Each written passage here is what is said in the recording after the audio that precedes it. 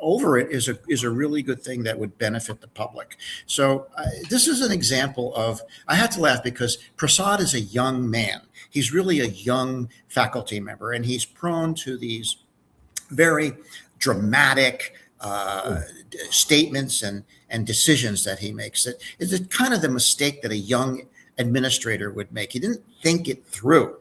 With this decision not to file or refuse to file that he made, I mean, he didn't think it through. And I suspect that someone at FDA, maybe his boss, said, "Hey, wait a sec. We've heard from the lawyers. You can't do this. You've just exposed the FDA to litigation, and it would be very embarrassing and potentially could cost the FDA money. They might have to cover Moderna's legal expenses, which could add up. Lawyers aren't cheap." So anyhow, Prasad reversed his decision. Very yet another very embarrassing misstep, faux pas for Dr. Prasad, who obviously doesn't understand much of anything having to do with management and administration, because after all, he thinks administrators are abject pieces of you know what. Okay, now on to your How Not to Die. I haven't read this book, so I can't say about what's in it, but here's what I recall from the lecture that I gave 30 years ago about how not to die.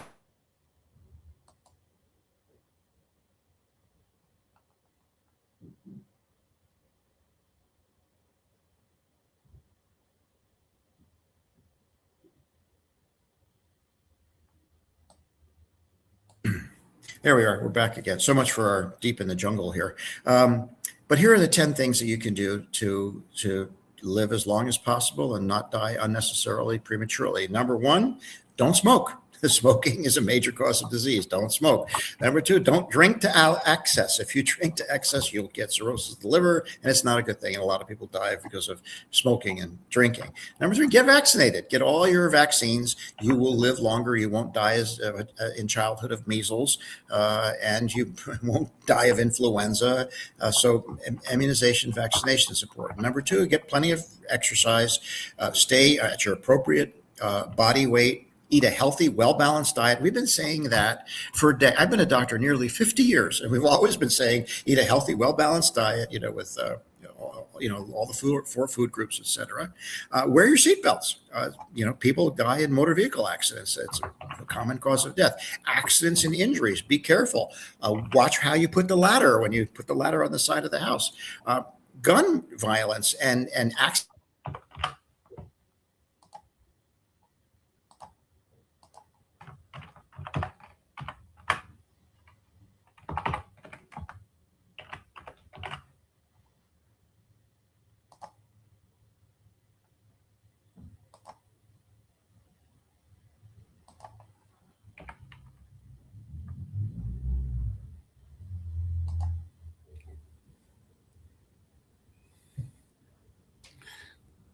You froze, Nick.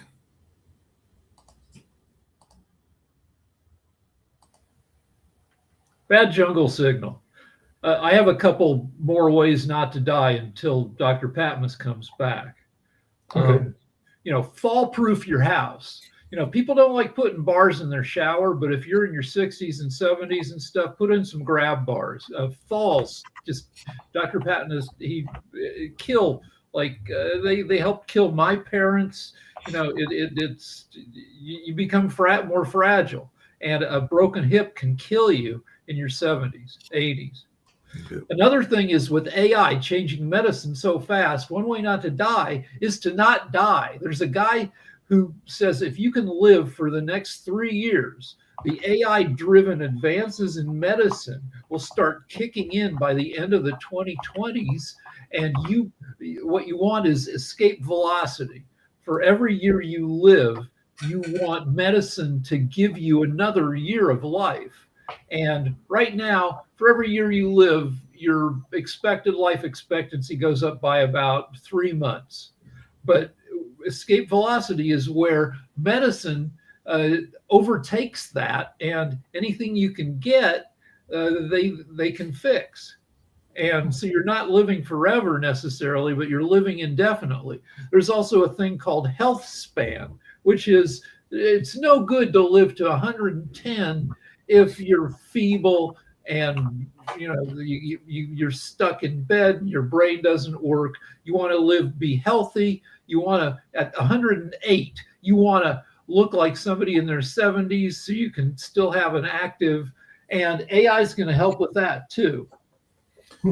Hey, just really quickly, isn't another way to die to do something that put you in the field of immortality and all along those lines? Because there are a number of famous people that we still talk about to this day. I mean, this is Black History Month, and we still talk about Martin Luther King, and he passed away back in the late 60s. And all along those lines, I have talked before about my grandmother who started a library in Raleigh back in the, I want to say she started in the 40s, and they just recently named an award after her and everything like that. So, and whether we want to say so or not, Trump will probably be, either notorious or immortal because of the things that he has done, and the same thing for Obama, but on a different kind of way. I don't know about So that. Woody Allen has a quote about that. He says, "I want to achieve immortality by not dying." And given the choice between being famous after you die and not being dead, I think most people would prefer not being dead. Yeah, no, I agree with you, but I was just thinking about the fame, immortality, and everything like that. Dr. Padmis, I hope that you're back with us and everything like that and all along those lines. But one of the things that I think Rick kind of alluded to, and we can't always have anything to deal with it as we're trying to live as long as we want to and everything like that. But it's accidents, and accidents sometimes will happen with you're going down the freeways and byways of the world, not just the United States.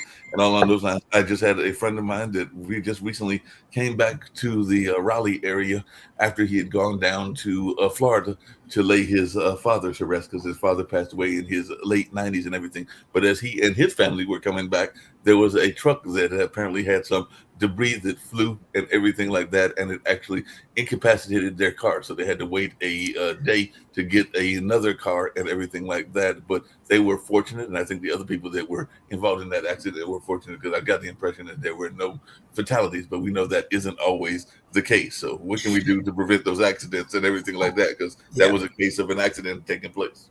So, if you look at the top 10 causes, when I did my talk on this years ago, How Not to Die, I looked at the top 10 causes of death. I said, well, those are the top 10 causes of death. So if you do something to reduce the risk, then that's the best evidence we have on how not to die.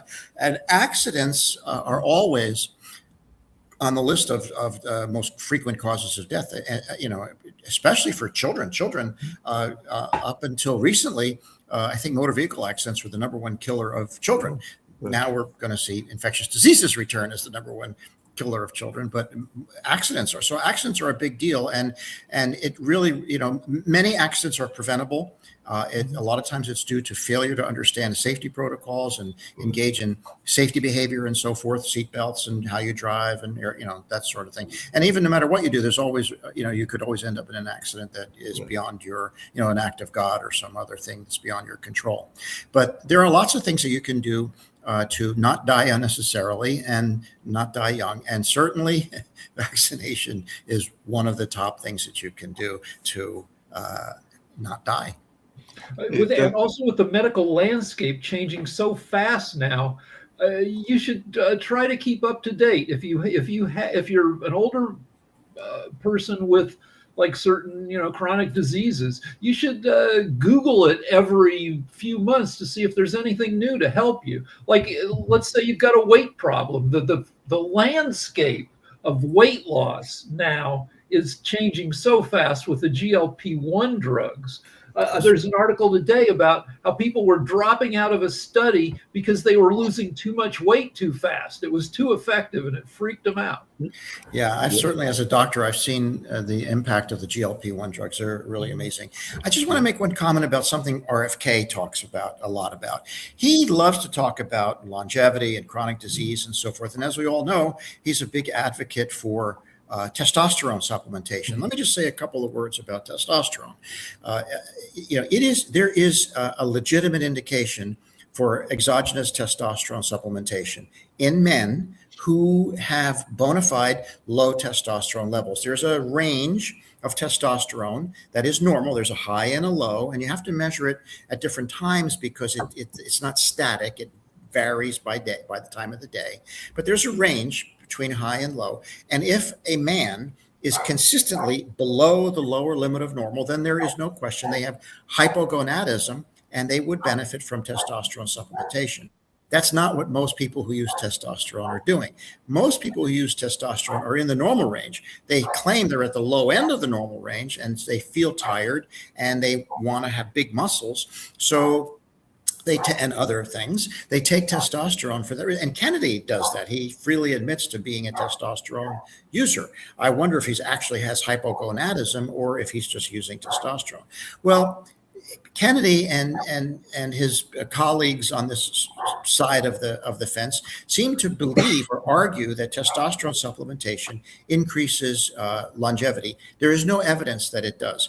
Here's what we know testosterone supplementation does. In the hypogonadal male, it does promote some muscle growth, bone density increases, and increased sense of vitality. In elderly men with loss of muscle mass, testosterone and low testosterone, supplementation has been shown to be helpful in restoring muscle mass. You can have this condition where you just waste away as you get older, and in some of those cases you can restore that. That doesn't mean that they live longer. So we have no evidence yet that testosterone supplementation makes you live longer. It might give you better muscles in old age, but we don't know that that's going to make you live longer. Hey, Dr. Patmos, in that same regards and all along those lines, I do have another way that people can live longer and probably live, I don't say like for immortality or all along those lines, but I want to hear your thoughts about this because Rick might have some laughter thoughts about this as well and everything. But I'm a big fan of not taking part in risky behavior. That's why I will not go skydiving. Oh. That's why I will not do other things along those lines. But that's just me personally. I mean, other people like the thrill that some of these things give them and everything along those lines. So I would think that one of the ways to live longer is to not participate in risky behavior. Like I said, I've had friends of mine, including some lady friends, that love the sport of skydiving, but I believe that planes are meant for one purpose, which is to get you from one point to the other point and not to fall out of. But that's just me. Well, that's an interesting one, Mark. That's a great question. I would never skydive just because I'm terrified of it. But I confess, I engage in some risky behavior. I've been a skier my entire adult life. I'm a Alpine certified level 3 ski instructor by the Professional Ski Instructors of America. I have 30 years of teaching experience, and we know how dangerous skiing can be. You just look at what happened to Lindsey Vonn. Of course, that's skiing at a whole different level. She's going 100 miles an hour. But skiing, it can be a source of injury. But learning properly with an instructor, in all the years I taught, I never had a single student ever get hurt in a lesson. Never, not once. Yeah. But I have injured my knee a few times skiing. Another thing I do that's a high risk behavior is I'm also a certified master scuba diver and dive master by the Professional Association of Dive Instructors. Scuba diving can be dangerous if you do it wrong. If you don't know what you're doing and you don't know, and you're not, properly trained or not refreshed on your skills, it can be dangerous to scuba dive. You have to understand how not to die scuba diving. That's why training is important. So you're right. I mean, you could say, well, don't ever ski, don't ever scuba dive, don't drive, just stay home. Just don't leave your house. And I think that you could do that, but just on the risky behavior, when I have a significant other, I do love being involved in some sexual activity and all along those lines, but that can be risky as well, to your point, if you don't know what you're doing and if you're doing it wrong and in the wrong kind of situations, if you're doing it with people that might have some situations of their own, whether that's diseases or whatever. Looks like people with a long-term partner are shown statistically to live longer and happier. But other people now are a bigger risk maybe than they used to be. There's a thing called the Flynn effect. In the 50 years after World War II, the average IQ of the entire planet went up 15 points. People got smarter as technology made gave people more access to information. But now that is reversing. Now our devices are contributing to making the IQ of the entire world is declining now because probably our devices, maybe because of COVID. Because COVID, people are definitely crazier. yesterday, a lady in an $80,000 Mercedes was determined not to let me merge. My car is worth about $8,000. So, when it came to that, but you might notice that people are more distracted, more aggressive while driving. Well, I think you just explained the MAGA movement. That now I understand what's happening. It's just the Well, IQ is dropping. You look at how dumb the world got after the Spanish flu of 1918. Fascism, Great Depression, World War II, rise of the KKK. People seemed like they went crazy for 20 years. That's a very interesting observation, Rick. Are these, kind of political events, world wars, for example,